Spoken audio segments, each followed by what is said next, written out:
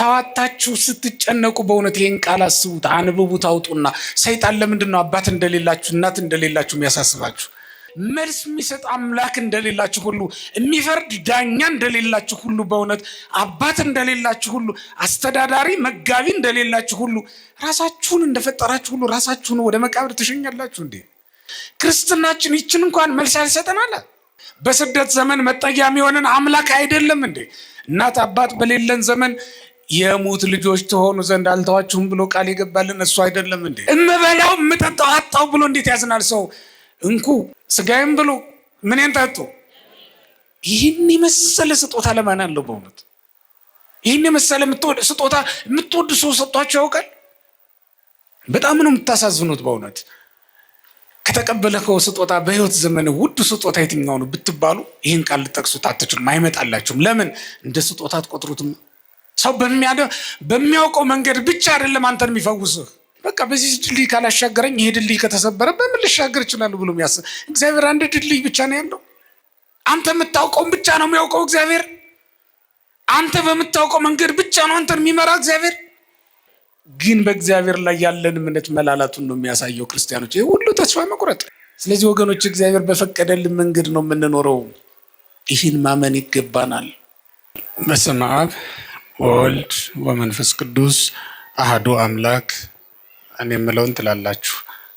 በአብ ስም አምነን አብን ወላዲ ብለን፣ በወልድ ስም አምነን ወልድን ተወላዲ ብለን፣ በመንፈስ ቅዱስ ስም አምነን መንፈስ ቅዱስን ሰራጺ ብለን፣ በስም በግብር በአካል ሶስት በባህሪ በህልውና አንድ አምላክ ብለን አምነን እንጀምራለን።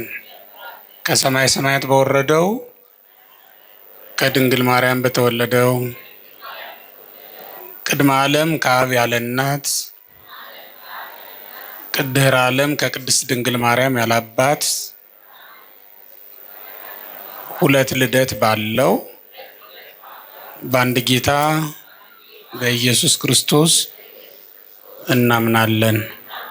አምነን እንጀምራለን። ክቡር አባታችን መላከ ገነት ቆሞስ አባ ገብረ ማርያም የዚህ ታላቅ ደብር ዋና አስተዳዳሪ፣ ክቡራን አባቶቼ፣ ወንድሞቼ ሊቃውንተ ቤተ ክርስቲያን፣ የተወደዳችሁ የእግዚአብሔር ቤተሰቦች በአምላካችን በልዑል እግዚአብሔር ስም እንደምን ዋላችሁ? እንዴት አመሻችሁ? እንደምን ሰነበታችሁ? ለጌትነቱ ወሰን ድንበር የሌለው ባህሪው የማይመረመር ምስጢሩ የማይነገር የሰራዊት ጌታ አምላካችን እግዚአብሔር ወደ ባህር ጥልቅ ብንወርድ የምናገኘው፣ ወደ ሰማይም ብንወጣ ከሰማይ በላይ የማንነጣው፣ በሰማይ ጉልላት በምድር ደግሞ መሰረት ሆኖ የምናገኘው፣ ሁሉም በሁሉ የሚመራ የሚመግብ ፍጥረትን ሁሉ ፈጥሮ የሚገዛ የነገስታት ንጉስ ያለና የነበረ ቀዳማዊና ዳህራዊ አምላካችን እግዚአብሔር ለመኖራችን ምክንያት የሆነ እሱ ነውና እዚህም ስላመጣን በደጁ በክብር ስፍራው ስላቆመን ቃሉንም ስለሚነግረንና በቃሉ ስለሚያጸናን ለስም አጠራሩ ክብርና ምስጋና ከዘላለም እስከ ዘላለም ድረስ ይሆንልን። ስሙንም ኢየሱስ ትለዋለህ በሚል ርዕስ የዛሬውን ትምህርት እንማራለን። እስኪ በሉት። የማቴዎስ ወንጌል ምዕራፍ 1 ቁጥር 21 ላይ የምናገኘው ቃል ነው። ዛሬ በቤተ ክርስቲያናችን ስርዓት መሰረት ወር በገባ በስድስተኛው ቀን ኢየሱስ ብለን በዓል እናከብራለን። ይሄ ማለት ጌታችን መድኃኒታችን ኢየሱስ ክርስቶስ ጥንተ ግዝረቱ ያው ጥር 6 ስለሆነ በዚያው በዓለ ግዝረቱ በተፈጸመበት ዕለት በየወሩ ያንን ስለምናስብ ስለምናስታውስ ነው እንግዲህ እንጂ ለጌታ ሁሉም ቀኑ ነው አይደል? ለሱ ያልሆነ ቀን አለ? የሱ ያልሆነ ፍጥረት አለ? ሁሉም የሱ ያልሆነ የለም። እና ዛሬ ደግሞ ጥር 6 መገዘሩንም ስለምናስታውስ መወለዱን ስናስታውስ በ29 እንደምናከብረው ሁሉ በ6 ደግሞ እንግዲህ ግዝረቱንም ስናስታውስ ኢየሱስ ብለን እናከብራለን። ቤተ ክርስቲያናችን እንዲህ ብላ በሰየመችው በዚህ ቀን ስሙን ኢየሱስ ትለዋለህ በሚል ርዕስ እንድንማር እግዚአብሔር ይፍቀድልን።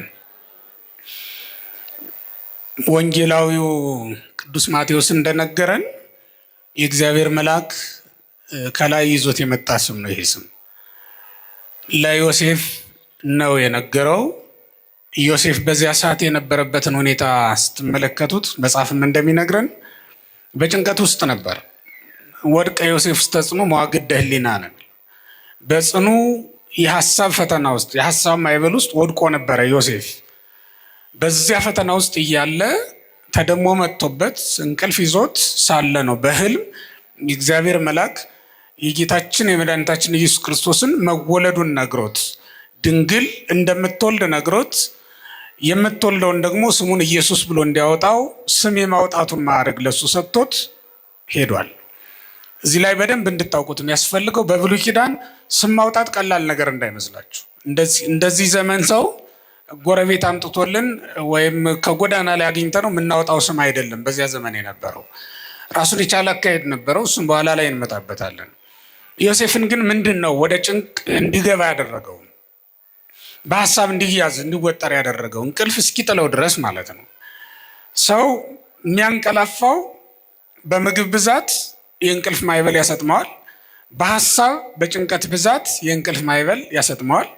በሀዘን ብዛት የእንቅልፍ በትንሹ 4 ነገሮች ሲበዙበት ሰው በእንቅልፍ ውስጥ ሊወድቅ ይችላል፣ በእንቅልፍ ሊያዝ ይችላል።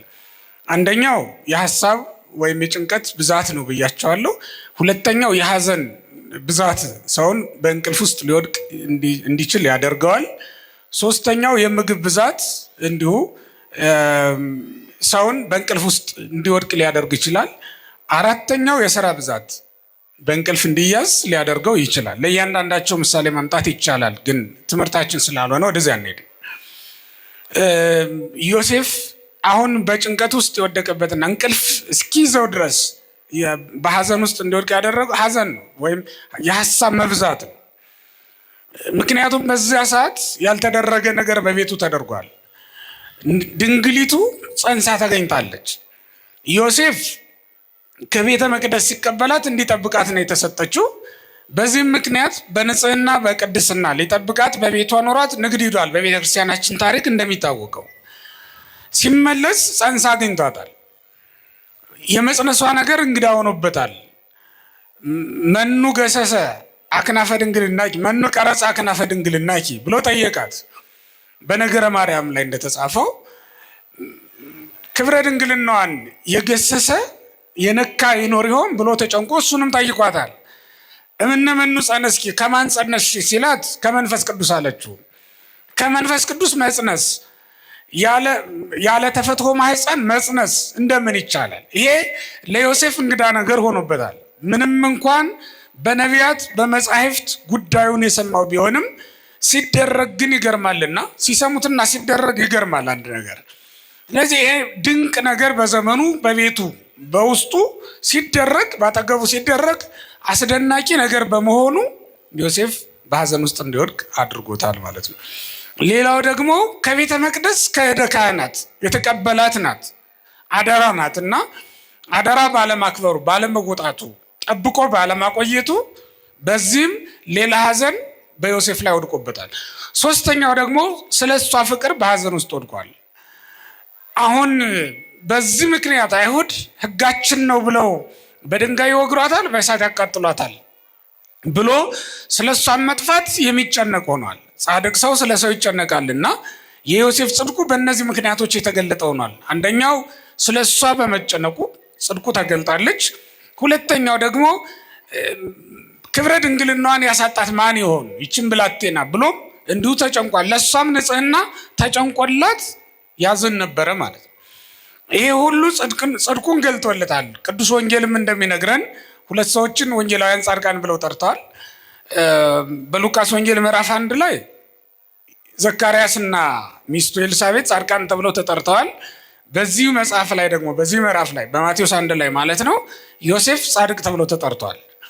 ይህ ጻድቅ ተብሎ በወንጌላውያን የተመሰከረለት ንጹሕ ሰው ምን አሳዘነው ትሉኝ እንደሆነ እነዚህ አሁን የጠቀስናቸው ነገሮች ናቸው። የእሷ ከክብር ማነስ እንዲሁ እሱ እንዳሰበው ቢሆን ኖሮ የሚያሳዝን ነገር ነበር።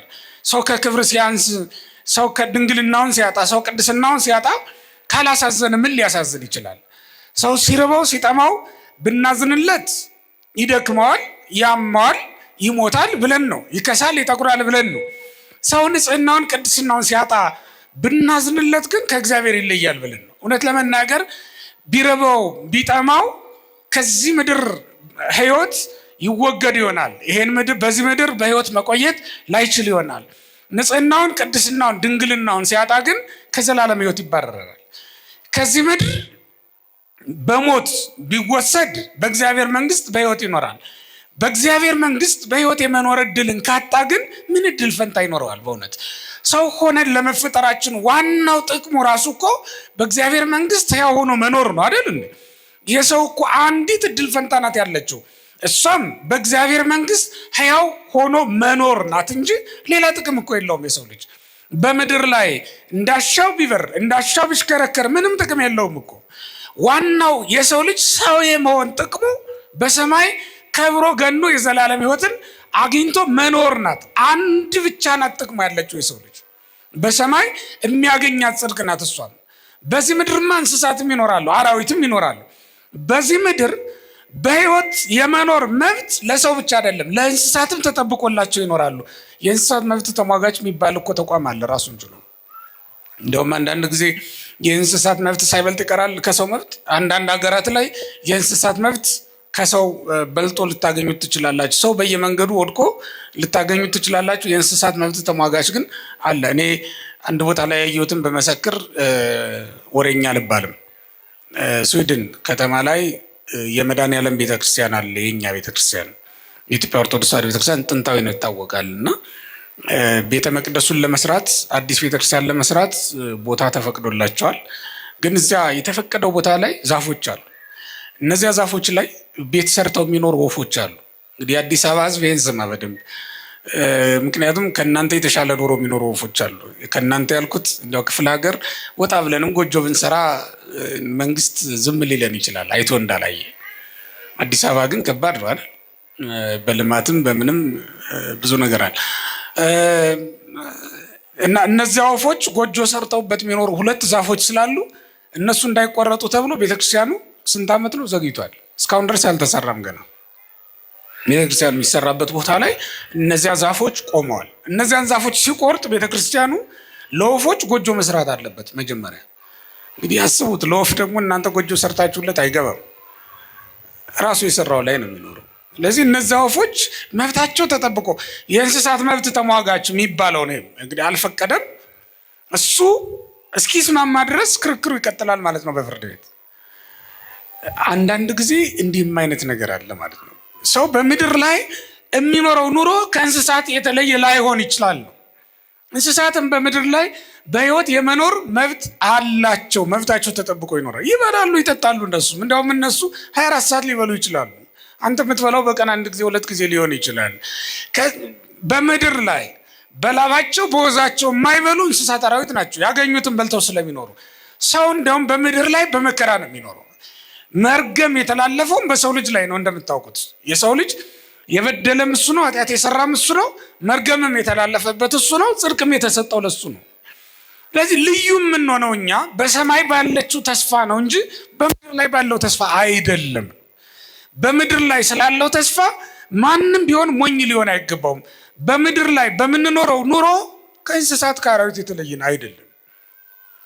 በሰማይ ስላለው ተስፋ ነው ሁላችን ሌላ ሆነን ልዩ ሆነን የምንኖረው እና በሰማይ ስላለው ተስፋ ስራ መስራት፣ መጠንከር፣ መበረታት እንድንችል አምላካችን እግዚአብሔር ይርዳን። ለዚህ ነው ንጽህናውን ቅድስናውን ላጣ ሰው ማዘን መተከዝ ይገባል፣ መጾም መጸለይም ይገባል። ልቡን መልስለት ብሎ ለአንድ ሰው መጸለይ የሚገባው ልክ እንደዚያ ነው። ለተራበ ሰው ምጽዋት እንደምትሰጡት ሁሉ ከጽድቅ ስራ ለተጓደለ ሰውም ልትጾሙለት፣ ጸሎት ልትይዙለት ይገባል። ባታውቁትም ማለት ነው። ለማታውቋት ለወደቀች ነፍስ፣ ዲያብሎስ ላጠቃት ነፍስ መጸለይ ማዘን ይገባል። በእርግጥ አሁን ቀረ እንጂ ድሮ ሰው ሲደባደብ ሲጣላ ብትመለከቱ መንገድ ላይ መገላገል ይቻላል አይደል? አሁን ደግሞ ያው እድሜ ለቲክቶክ ላይቭ መግባት ነው አይደል? አሁን እንደዛ ነው። እዚህ ካሉ እያሟቸው እንዳይሆን ቲክቶከሮቹ አሁን ባለው ሳይሆን በጥንቱ ስርዓት ገላግላችሁ ሰዎችን በሰላም አስታርቃችሁ ልትሄዱ ትችላላችሁ። ከእግዚአብሔር ጋር የተጣላ ሰው ብታዩም ልክ እንደዛው ሳታስታረቁት ልትሄዱ አይገባም። አንድ ክርስቲያን እንደዚህ አይነት ልምድ ሊኖረው ይገባል። እንዲህ አይነት ስራ መስራት ይኖርበታል። ዮሴፍ ጻድቅ ያሰኘው አንዱ ይሄ ቸርነቱ ነው። ይሄ በጎ ስራው ነው። ጻድቅ ካሰኙት ነገሮች አንዱ ስለ ሰው የሚጨነቅ በመሆኑ ስለ እመቤታችን ስለ ቅድስት ድንግል ማርያም ነበር ያዝን የነበረው። በስህተት የጸነሰች መስሎት ነው። ይህንን ሊያስረዳ እግዚአብሔር መልአክ በህልም ተገለጠለትና ዋስተራዮ መልአክ እግዚአብሔር በህልም ለዮሴፍ ነው። የእግዚአብሔር መልአክ በህልም ለዮሴፍ ታየው ይላል። በግልጥ እንዳይናገረው መልአክ አይቶ አያውቅምና እንዳይደነግጥ በህልም ታየው፣ ተነጋገረው። እንዲህም አለው ኢትፍራ ነሲዮታ ለማርያም ፍርትከ፣ ማርያምን ለመውሰድ አትፍራ፣ እስመ ዘይትወለድ እምኔሃ እመንፈስ ቅዱስ ነው ያለ። ከሷ የሚወለደው በግብረ መንፈስ ቅዱስ ነውና ብሎ ከሷ በምን እንደሚወለድ የጸነሰችው በግብረ መንፈስ ቅዱስ የምትወልደውም በመንፈስ ቅዱስ እንደሆነ ነገረው። አስቀድሞ እሷ ነግረዋለች፣ በመንፈስ ቅዱስ እንደጸነሰች በመንፈስ ቅዱስም እንደምትወልድ ነግረዋለች። ያንን ነው ያስረዳው። የእግዚአብሔር መልአክ መጥቶ በመንፈስ ቅዱስ ትጸንሳለች፣ በመንፈስ ቅዱስ ትወልዳለች። በምን ትጸንሳለች? በምን ትወልዳለች? በመንፈስ ቅዱስ መጽነስ ማለት ያለ ወንድ ዘር በእግዚአብሔር መለኮታዊ ድንቅ ስራ ምድር ያለ ዘር እንድትበቅል ማድረግ የቻለው እግዚአብሔር አንድ ጊዜ ብቻ ነው ያደረገው ለማለት ነው። የቻለ ዘር ያደረገው አንድ ጊዜ ብቻ ነው። እሷም ዓለም በተፈጠረ በሶስተኛው ቀን ምድር በቃሉ እንድታበቅል አድርጓታል። ለታብቁል ምድር ኩሉ አመል ማለዘር ዘይዘራ በበጽጌው ወበባጓሌው ባለ ጊዜ በየወገኑ ምድር ታብቅል ታፍራ ባለ ጊዜ ምድር ለምልማ አብባ አፍርታ ታይታለች። በዕለተ ሰኑይ ምድር ባዶ ነበረች። በዕለተ እሑድ ምድር በውሃ የተሞላች ነበረች። በዕለተ ሰሉስ እንደ እግዚአብሔር ቃል በበጎ መዓዛ በበጎ ፍሬ የተሞላች ሆነች። ይሄ ከማን ቃል የተነሳ ነው? ገበሬ ዘርቶባት ገበሬ አርሷት ጎልጉሏት ነው አይደለም። በማን ቃል? በእግዚአብሔር ቃል ምድር የተሞላች ሆና ተገኘች። እመቤታችን ገራይተ ሰሉስ የምትባለውም ለዚህ ነው። የዕለተ ሰሉስ እርሻ ተብላ ትጠራለች። የዕለተ ሰሉስ እርሻ ያለ ገበሬ ድካም ወዙን ያንጠበጠብባት ገበሬ የለም። እርሻ ወጥቶ የታየ ገበሬ የለም። የደከመባት ገበሬ የለም። በማን ቃል ብቻ? በእግዚአብሔር ቃል ብቻ ያበቀለች መሬት ናት። የሶስተኛው ቀን እርሻ የምትባለው ወይም የዕለተ ሰሉስ መሬት የምትባለው በእግዚአብሔር ቃል ያፈራች ምድር ናት። እመቤታችን ቅድስት ድንግል ማርያምን በመላኩ ቃል ብቻ የጸነሰች ስለሆነች ነው። ከወንድ ጋር አልተጨዋወተችም። ሴቶች አስቀድመው ከጎልማሶች ጋር ይጨዋወታሉ። ቀጥለው ከጎልማሳ ጋር ይተኛሉ። ቀጥለው የጎልማሳ ዘር ይቀበላሉ። ቀጥለው ይጸንሳሉ። መጽነስ አራተኛ ደረጃ ነው ማለት ነው። መውለድ ደግሞ አራተኛው ሁኔታ ነው የሚሆነው። አስቀድመው ተፈትሖ ማኅፀን ያጋጥማቸዋል። ያ ማለት ሰስሎተ ድንግልና ያጋጥማቸዋል ማለት ነው። ከድንግልና አንቀጽ ይወጣሉ። በድንግልና የሚገኘውን ጸጋ ያጣሉ ማለት። ሁለተኛ ዘር ይቀበላሉ። ሶስተኛ ይወልዳሉ። ይሄ ነው የሚሆነው በሴቶች በኩል። እመቤታችን ቅድስት ድንግል ማርያም ግን አስቀድማ አቂበ ድንግልና በሕሊናዋም ጀምሮ ማለት ነው ከሕሊና ጀምሮ ያለ ወንድ ዘር ወይም ከወንዶች ጋር ያልተጨዋወተች በጆሮዋ የጎልማሶችን ወሬ ያልሰማች የጎልማሶችን የፍቅር እና የማታለል ዜና ያልሰማች ናት። ይሄ ማለት ጆሮዋም ድንግል ነው ማለት ነው። የመላኩን ቃል ካልሆነ በስተቀር የጎልማሳ ቃል ባለመስማቷ ድንግል እመቤታችን በጆሮዋም ድንግል ተብላ ትጠራለች ማለት ነው። ከዚያስ በሕሊናዋም ጎልማሶችን ለመውደድ ሕሊናዋን ያልከፈተች ማለት ነው። ለወንድ ፍቅር ልቧን ያልከፈተች እናት እመቤታችን ቅድስት ድንግል ማርያም በማን ፍቅር ስለተያዘ አስቀድሞ ልቧ? በማን ፍቅር? ልብ በሉ፣ በእግዚአብሔር ፍቅር የተሞላ ስለነበረ ልቧ። እንደ እግዚአብሔር የምትወደው እንደ እግዚአብሔር የምትሰማው ማንም የለ። የሚያረጋጋት የሚያጽናናት ማንም የለም ከእግዚአብሔር ቃል በስተቀር ማለት። ለዚህም ነው ትጸርወትም ልያምር ምንተን የምንላት ዘይንበል ድምፀ ቃሉ ለመልአክ ዘአብሰረኒ ይላታል። መልካ ውዳሴ የደረሰ ሰው ቅዱስ ኤፍሬምም በውዳሴ ማርያም ላይ እንደተናገረው ያለ እግዚአብሔር በቀር ከእግዚአብሔር ቃል በስተቀር ምንምን አላውቅም ብላ ድንግል እመቤታችን በቤተ መቅደስ አሰምታ ምን ትል ነበር? ትናገር ነበር ተብሎ የሚዘመርላት የሚነገርላት ለእመቤታችን ለዚህ ነው። ያለ መልአኩ ቃል ምንም ሳትሰማ የጎልማሳ ቃል ያልሰማች አባ ሕርያቆስን በቅዳሴው አኮ ራዙት ስፍጣን ዘናዘዙኪ አላ መላእክተ ሰማይ ያወጹኪ ሚላት እነሱ ተታለው ፍቶተ ስጋ አታሏቸው። መቼም ፍቶተ ስጋ ነው አይደል ወደ ሴት እንዲመለከት የሚያደርገው አንድን ጎልማሳ ፍቶተ ስጋ እኮ ነው።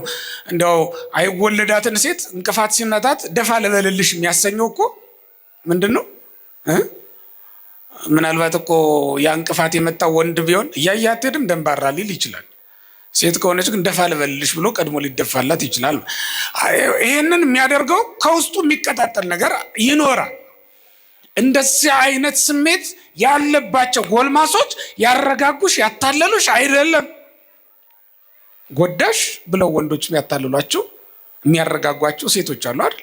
እንባቸውም ይጠርጉላቸው አሉ። እመቤታችን ቅድስት ድንግል ማርያም ይሄ ሁሉ ያልገጠማት ናት። ከመላእክት ቃል በስተቀር ሌላ ያልሰማች ናት። እመቤታችን ቅድስት ድንግል ማርያም እንዲህ ባለ መንገድ የመጣች ናት። በግብረ መንፈስ ቅዱስ መጽነስ ማለት ይሄ ነው። ተመልከቱት።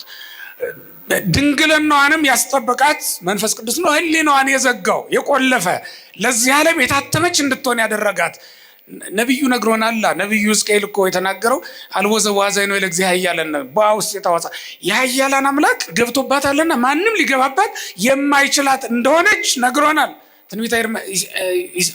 ትንቢተ ሕዝቅኤል ምዕራፍ 44 ላይ እንደምናየው ከቁጥር 1 ጀምራችሁ ስትመለከቱት ማንም የማይገባባት ማን ስለገባ አስቀድሞ ማን ስለገባ እግዚአብሔር ገብቶባታልና ምንም አይገባባትም የተባለው የፀሐይ ሰሌዳ እኮ አስቀድሞ ብርሃን ስለተሳለበት ጨለማ ሊሳልበት በፍጹም አይችልም። ተመልከቱት። እንደ ጨረቃ ሰሌዳ አይደለም። ብርሃኑ የሚያልቅ አይደለም። የማያልቅ ብርሃን አስቀድሞ ስለተሳለበት ጨረቃ ፀሐይ ጨለማ ሆኖ ይታያል ተብሎ አይታሰብም። እመቤታችን ቅድስት ድንግል ማርያም ልቡናዋ እንደ ፀሐይ ሰሌዳ ያለ ነው። ብርሃን የማይለየው ማለት ነው።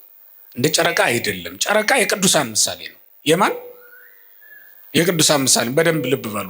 ጨረቃ የማን ምሳሌ? ፀሐይ ደግሞ የማን ምሳሌ? የእመቤታችን የቅድስት ድንግል ማርያም ምሳሌ ነው። ቅዱሳንም በጨረቃ ምን መስላቸው? አንድ ጊዜ ኃጢአት ሌላ ጊዜ ጽድቅ ስለሚፈራረቅባቸው ነው። ማንም ቅዱስ በቤተ ክርስቲያን ኃጢአት ያልተጠናወተው ወይም ያልነካው አለ ብላ ቤተክርስቲያን አታምንም። ቤተክርስቲያን በሐልዮ በነቢይ በገቢር ንጽሕት ናት ብላ የምታምነው የምታስተምረው ማንም ብቻ ነው? እመቤታችን ቅድስት ድንግል ማርያምን ብቻ ነው። እንደ ፀሐይ ሰሌዳ ያልናት ብለዚህ ነው። የፀሐይ ሰሌዳ ብርሃኑ የማይጎልበት ስለሆነ ነው። አሁን ጨለማ ነው አይደል? ፀሐይ የለም። ፀሐይ ስለጨለመ ነው ፀሐይ የሌለው ብርሃን የሌለው። ፀሐይ ስለሌለ ነው እንጂ ፀሐይ ስለጨለመ አይደለም። ጨረቃ ግን የሌለበት ሰዓት ይኖራል። ለምን? ብርሃኑ ወይም ሰሌዳው ብርሃን የሌለው የሚሆንበት ጊዜ ስላለው ማለት ነው። ለዚህ ነው እንደ ቅዱሳን ጻድቅ 7 ጊዜ ይወድቃል 7 ጊዜ ምን ይላል አይደል የምንለው። ጨረቃም እንደዚያ ናት። ሲሞላ ሲጎል ትሆናለች ማለት። እመቤታችን ግን ከጽድቅ የምትጎልበት ምንም ጊዜ የለም። ከምን ማን? እመቤታችን ልቡናዋ እግዚአብሔርን ከማሰብ የሚያቋርጥበት ጊዜ የለም። የውሃ ምንጭ ምናልባት የሚደርቅበት ጊዜ ይኖራል። ድንግል ማርያም ግን ልቡናዋ እግዚአብሔርን ከማሰብ የሚያቋርጥበት ጊዜ የለም። ቅዱሳን አንደበታቸው ከጸሎት የሚቋረጥበት ጊዜ ይኖራል። እማምላክ ቅድስት ድንግል ማርያም ግን አንደበቷ ስመ እግዚአብሔር ከመጥራት ሕሊናዋም እግዚአብሔርን ከማሰብ የምታቋርጥበት ጊዜ የላትም ነው። የላትም። ሁልጊዜ እግዚአብሔርን ታስባለች። ስለዚህም እንደ ፀሐይ ሰሌዳ ብርሃን የማይለየው ሕሊና ነው ያላት። እንዲሁም እንደ ውሃ ምንጭ የማይቋረጥ የሚፈስ ሁልጊዜ በጎነት ቸርነት ከእመቤታችን አይታጣም ነው። ቢፈልጉባት የማይታጣባት በጎ ነገር እመቤታችን ቅድስት ድንግል ማርያም ናት። የማይለያት ናት ማለት ነው። ስለዚህ መንፈስ ቅዱስ አስቀድሞ የጠበቃትና ንጽሕት ያደረጋት ናት። በምን ሊለያት አይችልም። የማይለያት ጸጋዋ ነው ይሄ ለእመቤታችን ለቅድስት ድንግል ማርያም። እንዲህ ባለ ጸጋ የጸናች ስለነበረች በመንፈስ ቅዱስ ጸንሳ በመንፈስ ቅዱስ ትወልዳለች እንጂ ማምላክ ቅድስት ድንግል ማርያም መቼመች ቢሆን በግብረ እጓለ እመሕያው በሰው ልጆች ስራ ወይም በልማደ ሰብ ትጸንሳለች ተብሎ የማይታሰብ ነው። መልአኩ ይህንን ነው ለዮሴፍ አስቀድሞ የነገረው። አስቀድሞ ይህንን የነገረው ለዮሴፍ የሚጠብቃት የሚረዳት እሱ ነውና ንጹሕ ሆኖ አውቋት እንዲረዳት ስለሚፈልግ ነው። እግዚአብሔር ይህን ምስጢር የገለጠለት በንጽህና ሆኖ እንግዲህ ልብ በሉ፣ እንደ ሌሎቹ በጥመት በጠማማነት ተጠራጥሯት አይደለም። እንደ አይሁድ በጠማማነት ነው። ልብ በሉ፣ አይሁድ አስቀድመው የጠረጠሯት እነሱ ናቸው። ትውጣልን ከቤተ መቅደስ ብለው ያስወጧት እነሱ ናቸው። እነሱ በጠማማነት ስለነበረ የተነሱት መልአክ መጥቶ አላስረዳቸውም። ወገኖቼ መጠራጠር በእያንዳንዳችን ልብ ሊኖር ይችል ይሆናል።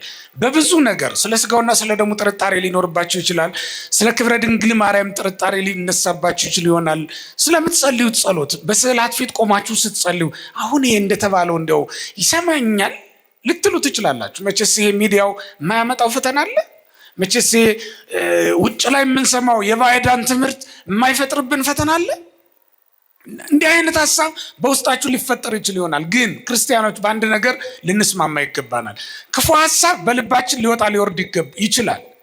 ከምንሰማው ወሬ የተነሳ ሊሆን ይችላል። አለበለዚያም ከልባችን መንጭቶ ክፉ ሀሳብ በልባችን ሊመላለስ ይችላል። ግን ከኛ የመነጨ እንዳልሆነ አስቡ።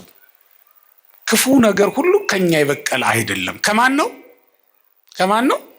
ከክፉ አባት ከሰይጣን የመጣ ነው። እንዲህ ተብሎ ስለተጻፈ በማቴዎስ ወንጌል ምዕራፍ 13 ቁጥር 24-26 ድረስ ባለው ስትመለከቱ ጠላት ይህን አደረገ የሚል ንባብ ታገኛላችሁ። ማን ይህን አደረገ? እስኪ በሉት ሁላችሁም፣ ጠላት ይህን አደረገ በሉ። ምኑን? ተንኮሉን፣ ዘረኝነቱን፣ መከፋፈሉን፣ አድመኝነቱን፣ ጥላቻውን፣ ይህን ሁሉ ማን አደረገ?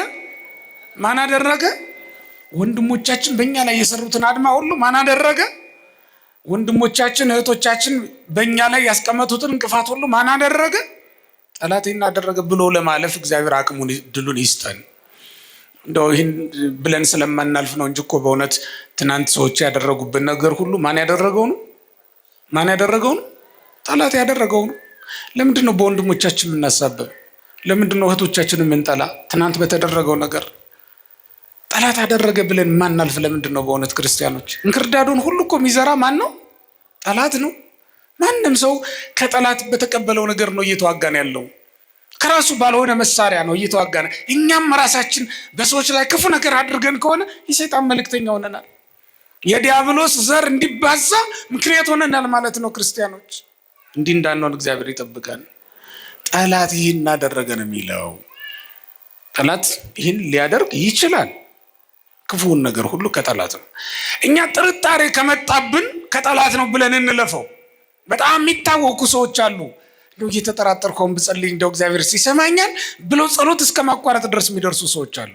ግን አትጠራጠሩ ክርስቲያኖች፣ ከእናንተ የሆነ ነገር አይደለም። ይሄ ከጠላት ነው ብላችሁ አማትባችሁ በመስቀል ምልክት ስመ እግዚአብሔር ጠርታችሁ ጉዟችሁን ቀጥሉ። ለምን ትመለሳላችሁ?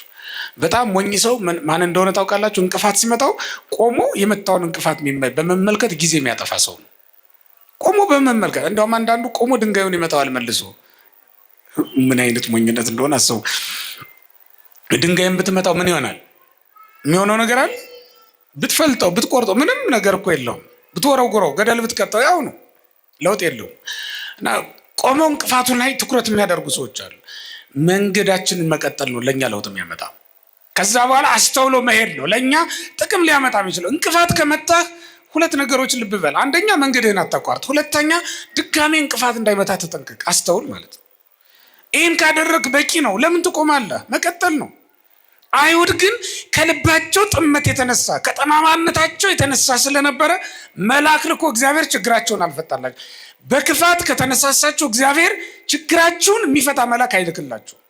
በክፋት ካልሆነ ግን በእውነት በቅንነት ላጠፋችሁ ጥፋት እግዚአብሔር መውጫ መንገድ ያዘጋጃል።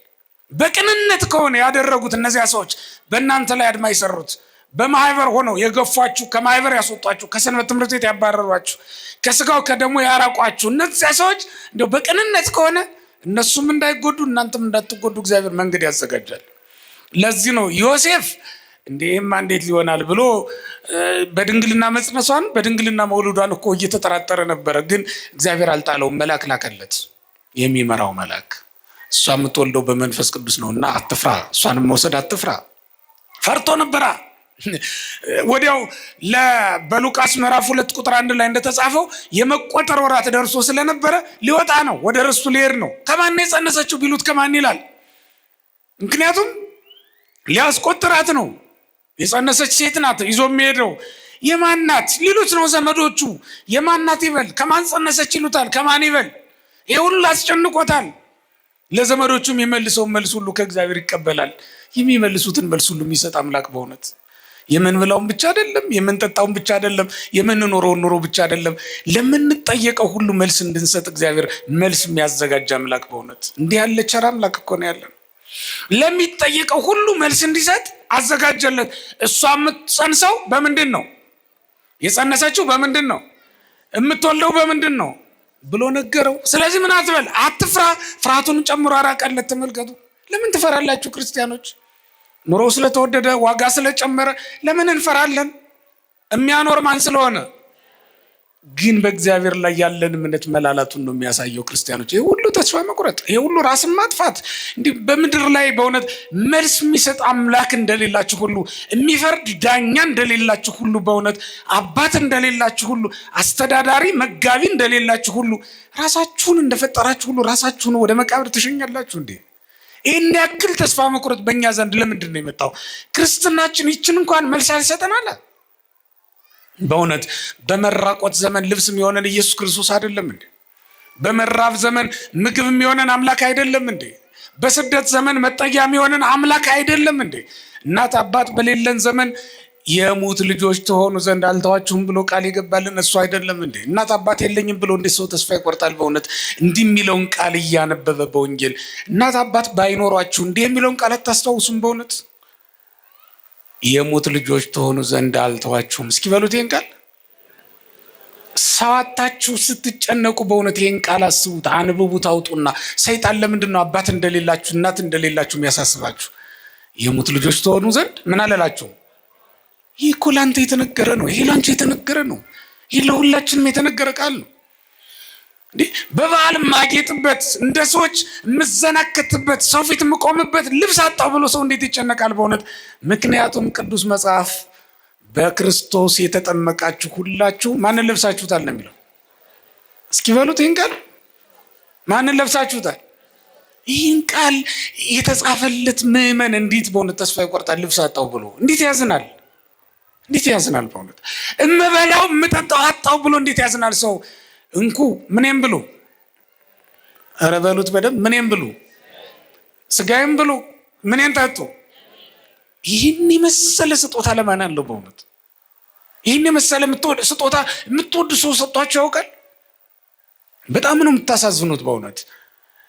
ከተቀበለከው ስጦታ በህይወት ዘመን ውድ ስጦታ የትኛው ነው ብትባሉ ይህን ቃል ልጠቅሱት አትችሉም፣ አይመጣላችሁም። ለምን?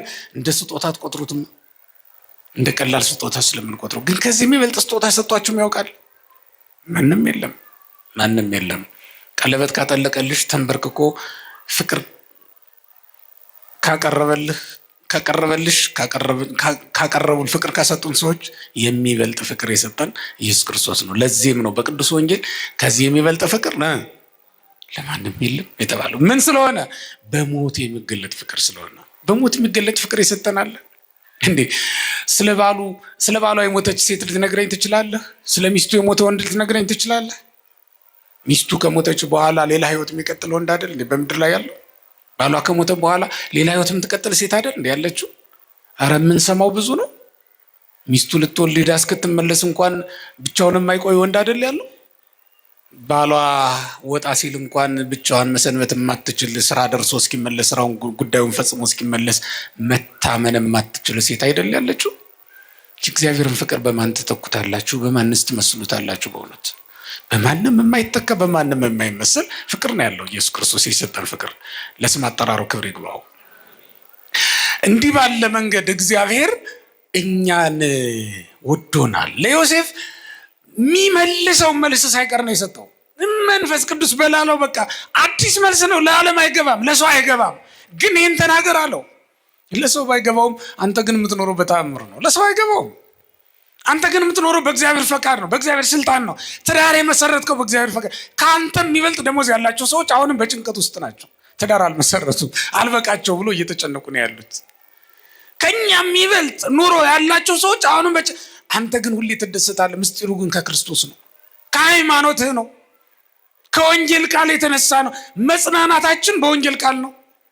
ከኛ የሚበልጥ ኑሮ ያላቸው ሰዎች ዛሬም የወሊድ መቆጣጠሪያ በመጠቀም ላይ ናቸው። ዘራቸውን በመከልከል ላይ ናቸው። ኑሯችን አይበቃም፣ ቤታችን ይጠበናል፣ ኑሯችን ይጠብብናል ብለው እንጀራ ያንሰናል ብለው በመጨነቅ ላይ ናቸው። እኛ ግን አሁንም እግዚአብሔር እንደፈቀደ እየኖርን ነው ያለ ነው። ማን ስለፈቀደ? እግዚአብሔር ስለፈቀደ እየኖርን ነው። ዮሴፍን ለዚህ ነው ማንም ባያምንም ይህን ቃል ተናገራለሁ። ዮሴፍም አልተጠራጠረም። ይህንኑ ቃል ተቀብሎ ነው ሄደው። በቃ አትጠራጠሩ፣ እግዚአብሔር ያኖራል። እግዚአብሔር ያኖራል። ምድር ብትጠብ እንኳን ከሰማይ በላይ ከሰማይ በታች ከምድር በላይ ያኖራቸው እኮ ሰዎች አሉ። አቡነ ገብረ መንፈስ ቅዱስ ከሰማይ በታች ከምድር በላይ 7 ዓመት ኖረዋል እኮ 7 ዓመት ኖረዋል። አቡነ ጸጋ ኢየሱስ ወይም ደግሞ ዘርቡሩክ ደግሞ ዓለም በሄሞቶ ሌዋታንን ጎብኝተዋል። ማንም የማይኖርበትን ዓለም ሁሉ ወስዶ አሳይቷቸዋል። በብዙ ቅዱሳን ገድል ስትመለከቱ ተአምር ታያላችሁ። እግዚአብሔር ሰው በሚኖረው መንገድ ብቻ አይደለም የሚያኖረው። ሰው በሚያውቀው መንገድ ብቻ አይደለም አንተን የሚፈውስህ፣ የሚያድነን፣ የሚጠብቀን፣ የሚመግበን ሰው በሚያውቀው መንገድ ብቻ ነው ብሎ የሚጨነቅ በጣም ብዙ ሰው አለ። በቃ ይሄማ ካልደረሰኝ ምን ሆናለሁ ብሎ የሚያስብ፣ በቃ በዚህ ድልድይ ካላሻገረኝ ይሄ ድልድይ ከተሰበረ በምን ልሻገር እችላለሁ ብሎ የሚያስብ። እግዚአብሔር አንድ ድልድይ ብቻ ነው ያለው።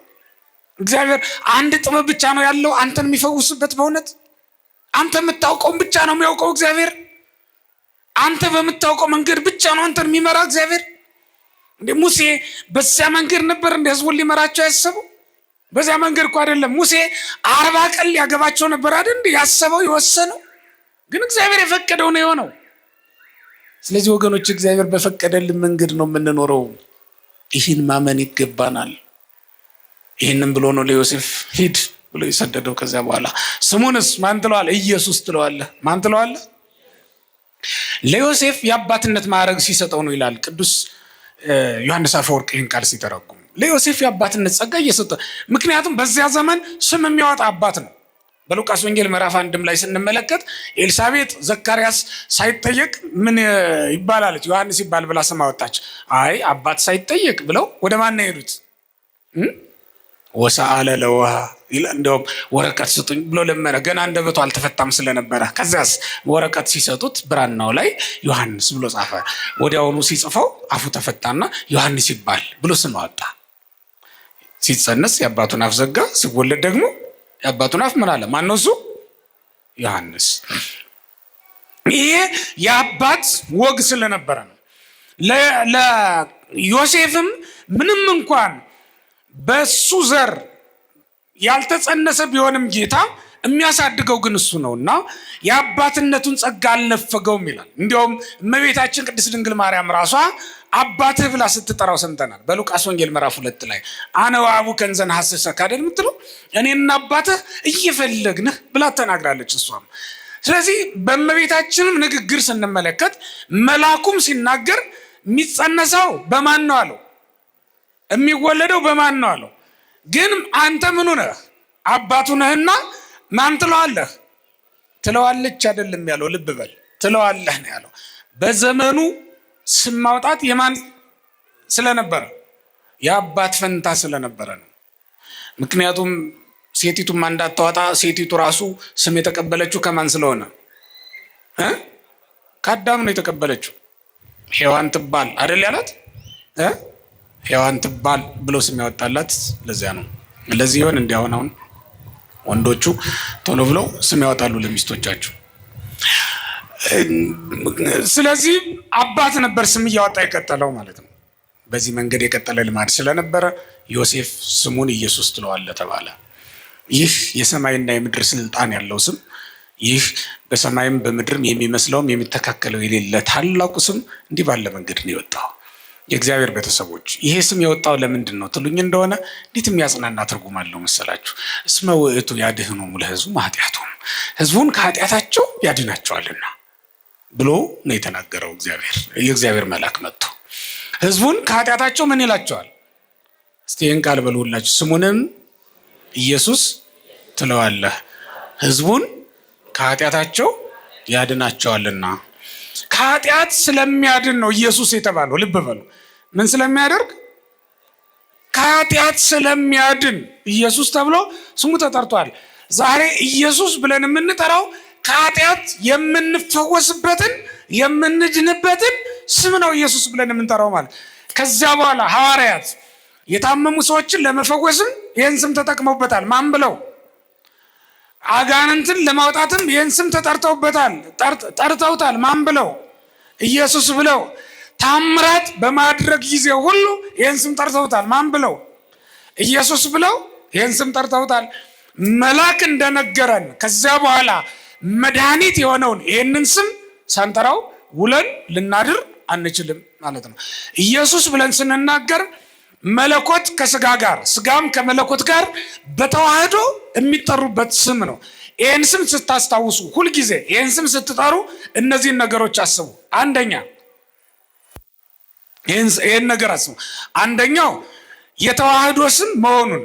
የምን ስም? ይህን ስም ስትጠሩ ምስጢረ ተዋህዶን አብራችሁ አስቡ። ምን በማለት መለኮት ከስጋ ጋር ስጋም ከመለኮት ጋር አንድ ቢሆን የወጣለት ስም ነው። ይሄ ስም ቅዱስ ቄርሎስ እንደተናገረው ብቻውን መለኮት ብቻውንም ትስብእት አይጠራበትም። መለኮትም ብቻውን ስጋም ብቻውን በዚህ ስም ምን አይልም? ሁላችሁም አይጠራም በሉ። አይጠራበትም። ሁለቱም አንድ ቢሆኑ ማንና ማን? አንድ ላይ ነገሩኝ። ማንና ማን? ስጋና መለኮት አንድ ሆነው የሚጠሩበት ስም ነው። ማን የሚለው ስም? ኢየሱስ የሚለው ስም። ልብ በሉ። ይህን ስም ስትጠሩ አብራችሁ ማንን ነው የምታስታውሱ ማለት ነው? ምስጢረ ተዋህዶን። ምስጢረ ተዋህዶን አስቡ። ይህን ስም ስትጠሩ በእውነት ይህንን የመሰለ ድንቅ ምስጢር ያለው ስም ይዛችሁ ስትለያዩ ግን በጣም ያሳዝናል። በዘር በቋንቋ በቡድን መለያየት ነበረብን። አሁን በእውነት ኢየሱስ የሚለውን ስም እየጠራን ኢየሱስ በሚለው ስም እያመለክን ኢየሱስ በሚለው ስም ድነን አሁን እኛ በእውነት መለያየት ነበረብን። ምክንያቱም ይሄ የተዋህዶ ስም ነው። ላይኛው መለኮት ከታችኛው ስጋ ጋር የተዋህዶበት። በክብር ከፍ ያልከው ወንድሜ ሆይ ከታችኛው ሰው ጋር እኩል መሆንህን አስብ። ኢየሱስ የሚለውን ስም ከጠራ ላይኛው እና ታችኛው የተዋህዱበት ስም ነው። ላይኛው እና ታችኛው አንድ ሆነው የወጣላቸው ስም ማን ይባላል? ኢየሱስ ይባላል። ክርስቶስ ይባላል። አማኑኤል ይባላል። ይሄ በተዋህዶ የወጣ ስም ነው። መለኮት ብቻውን ስጋም ብቻውን የሚጠራበት ስም አይደለም። ሁለተኛው የምታስታውሱት ደግሞ ይሄ ስም የተዋጀንበት ስም እንደሆነ ነው። ምን ያልንበት? የዳንበት ስም እንደሆነ አስቡና በተስፋ ልባችሁ ሙሉት። በእውነት እንዴት ተስፋ ይሞላል ይሄ ስም! በእውነት ማን የሚለው ስም? ኢየሱስ የሚለው ስም ሁላችን ነፃ ያወጣንበት። ምክንያቱም ኢየሱስ ማለት አዳኝ ማለት ስለሆነ ነው። እንደ ኢያሱ ከጠላት ብቻ የሚያድነን አይደለም። ጦር ከወረወረ ሰይፍ ከመዘዘ ሰው ብቻ የሚያድን አይደለም። ኢያሱ ያላዳናቸውም ያዳናቸውም አሉ። ኢያሱ ያወረሳቸውም ያላወረሳቸውም አሉ። ኢየሱስ ክርስቶስ ግን የሞቱትንም በሕይወት ያሉትንም ነው ያወረሳቸው። በእውነት እንዴት የሚገርም ስም ነው! ኢያሱ ከዮርዳኖስ ማዶ የሞቱትን እኮ ርስት አላካፈላቸውም። ዮርዳኖስን የተሻገሩትን ብቻ ነው ርስት ያካፈለው። ኢየሱስ ክርስቶስ ግን ከአብርሃም ጀምሮ ከአዳም ጀምሮ እስከሱ ድረስ በመቃብር ውስጥ የነበሩትን ሁሉ ለሰማያዊ ርስት አብቅቷቸዋል። ከዚያም በኋላ እስከ ዕለተ ምጽአት ድረስ የሚነሳውን ትውልድ ለሰማያዊ ርስት አብቅቶታል። ከመወለዱ አስቀድሞ ከተወለደም በኋላ በተወለደም ጊዜ የነበረው ትውልድ በሙሉ በክርስቶስ ኢየሱስ ድኗል። በክርስቶስ ኢየሱስ የሰማዩን ርስት ወርሷል። ክብርና ምስጋና ለስም አጠራሩ ይሆንልን። ይህን ያደረገ ድንቅ ስም እየጠራችሁ እንደሆነ አስቡ። የተዋጃችሁበት ስም ነው ክርስቲያኖች። ታዲያ አሁን በእውነት ፊታችሁ ላይ ከተደነቀነው መከራ የማያድን ይመስላችኋል ይህ ስም? አሁን እናንተን ካሳዘነ ፊታችሁን ካጠቆረ መከራ የማያድን ይመስላችኋል? ለምንድን ነው በእውነት ይሄ ስም ሲጠራ ሐዘናችሁ ያልተወገደላችሁ? ለምንድን ነው ይሄ ስም ሲጠራ ፊታችሁ ያልበራላችሁ? ለምንድን ነው ይሄ ስም ሲጠራ ጥጋብ ያልተሰማችሁ? በእውነት ነፍሳችሁ ያልጠገበችና ያልተደሰተች ለምንድን ነው? በእውነት ምንደሰት ሰዎች እንዴ በጣታችን ለምንይዛት ወርቅ በደስታ የምንፍለቀለቅ ሰዎች፣ ሰርፕራይዝ የምንሆን ሰዎች፣ በሰማይም በምድርም ያለውም ፍጥረት በሙሉ አንድ ጊዜ የሚደሰትበት ስም ሲጠራልን ማንደሰት ለምንድን ነው ክርስቲያኖች? ስለዚህ ይሄ ስም ሲጠራ የተዋጃችሁበት ስም የዳናችሁበት ስም እንደሆነ አስቡ ነው ልላችሁ የምፈልገው። ሶስተኛው ይሄ ስም ሲጠራ ከስም ሁሉ በላይ የሆነ ስም እንደሆነ በማሰብ መጽናናት ያስፈልጋችኋል። ኢየሱስ የሚለውን ስም በሰማን ጊዜ ሁሉ በሰማይም በምድርም የሚመስለውም የሚተካከለው ምንም አይነት ነገር የለም። የኢትዮጵያ ኦርቶዶክስ ተዋሕዶ ቤተክርስቲያንና ኦርቶዶክሳውያን ቤተክርስቲያናት በጠቅላላው ኢየሱስ የሚለውን ስም በእውነት ከስም ሁሉ በላይ ስለሆነ በታቦታቸውም ላይ የሚጽፉት ይህንን ስም ነው። በመሰዊያው ላይ የምንጽፈው መስዋዕት ባቀረብን ጊዜ ሁሉ የምንጠራው ይህን ስም ሳንጠራ ቅዳሴ ቀድሰን አናውቅም። ይሄ ስም በሌለበት ባልተጻፈበት ታቦት ላይ መስዋዕት አቅርበን አናውቅም። ስም በሌለበት ቤተ መቅደስ ውስጥ ስርዓት አምልኮ ፈጽመን አናውቅም። ቅዱሳን ሁሉ ይሄ ስም የተጻፈባቸው ናቸው። በዚህ ስም ያመኑት፣ በዚህ ስም መከራ የተቀበሉ ናቸው። ይሄ ስም ያመነናቸው። ይሄ ስም ነው ከዓለም የለያቸው። ይሄ ስም ነው ያጣፈጣቸው። ያጣፈጠንም ይሄ ስም እኮ ነው ክርስቲያኖች ስማችንን የቀየረው። ተመልከቱ፣ አዳም የሚለው መልከ መልካም ያማረ ፍጥረት ማለት ነበር አይደል እንዴ? ግን ያ በመርገም እንደገና ተሽሮ ሁላችንም ወደ መርገም ወርደን ነበር አይደል እንዴ? እንደገና የለወጠ ታሪካችን የለወጠ ስም በኢየሱስ ክርስቶስ ነው ይወጣልንና መድኃኒት የሚል ስም የተቀበለው ክርስቶስ ነው። አዳም የመጀመሪያው አዳም እጥር ምጥን ያለ ጥሩ መልከ መልካም ፍጥረት ማለት ብቻ ነው የነበረው። ሁለተኛው አዳም ግን መድኃኒት ተብሎ የሚተረጎም ስም ያለው ሆኖ ነው የመጣው። ለምን? ህዝቡን ሁሉ ከምናቸው ስለሚያድናቸው፣ ከኃጢአታቸው የሚያድናቸው ስም ስለሆነ ማለት ነው። በዚህ መንገድ የምናስታውሰው የምናስበው ስም ነው። አሁን ሁላችንም በእውነት ይሄ ስም በተጠራ ጊዜ ከሐዘናችን የምንጽናናበት ከስራታችን የምንፈታበት ልንሆን ይገባል። ምክንያቱም እንኳን ከዚህ ዓለም መከራ ከኃጢአትም የሚያድነን ስለሆነ። ከኃጢአት እኮ የሚያድን ሌላ ነገር የለም። ኃጢአት ማሰሪያ ብትሆን በስለታማ ማጭድ አትቆርጧት። ኃጢአት ስልጣን ቢኖራችሁ አታስወግዷት። ኃጢአትን እኮ ማስወገድ የሚቻለው በዚህ ስም ነው። አጋንንትን ማራቅ የሚቻለው ማውጣት የሚቻለው በዚህ ስም ነው። ሐዋርያት ወርቅና ብር የላቸውም ነበር እና እንዲህ አሉ፣ ወርቅና ብር የለኝም ማለት ቅዱስ ጴጥሮስ የሐዘን ንግግር አይደለም። ግን ምንድን ነው ያለው? ያለኝ ግን እሰጥሃለሁ አለው። ምን ነበረው የተባለ እንደሆነ ጠራው። ይሄ ስም ነው ለካ የነበረው። መዘዝ አደረገና በጌታ በኢየሱስ ክርስቶስም ተነሳና ምን በል ተመላለስ አለው። ያ ድውይም ተነሳና ተመላለስ። ቅዱስ ባስልዮስ ምን ይላቸዋል? እንደውም እነዚህን ሰዎች ጴጥሮስ ወዮሐንስ ነዳያንም ወንቱ ይላቸዋል። ጴጥሮስና ዮሐንስ ምንድን ናቸው ትለኝ እንደሆነ ምንም የሌላቸው ያጡ የነጡ ድሆች ናቸው። ግን በኢየሱስ ክርስቶስ ስም ዓለምን መፈወስ የሚቻሉ ናቸው። አየው፣ ከወርቅ የሚበልጥ ስም ይዘህ ትጨነቃለህ ወርቅ ስለሌለ። ዓለምን የሚያጠግብ ስም ይዘህ አንድ እንጀራ ስላጣ ትጨነቃለህ። በዚህ ስም ዓለም ድኖበታል። ስሙን ኢየሱስ ትለዋለህ። ይህንን ያወጣልን ጊዜ ነው የምስራቹ የተነገረው። በቃ እና በዚህ ስም የምንጽናናበት የምንደሰትበት ስም እንደሆነ ሁላችንም ልናስብ ይገባል። የሐዋርያት ገንዘባቸው ይሄ ነው የነበረው። ሌላ ግን አልነበራቸው፣ ሌላ አልነበራቸውም። እና ይሄ ስም መርከብ ሆኗቸው ባህር ተሻግረውበት፣ ይሄ ስም ልብስ ሆናቸው ደምቀውበት፣ ይሄ ስም ጌጥ ሆኗቸው ተሸልመውበት ነው የኖሩት ማለት ነው። ስለ ሁሉም ነገር እግዚአብሔር ስም የተመሰገነ ይሁን። ስላስተማረን ስለመከረን እናመሰግነዋለን። እግዚአብሔር ይስጥልኝ።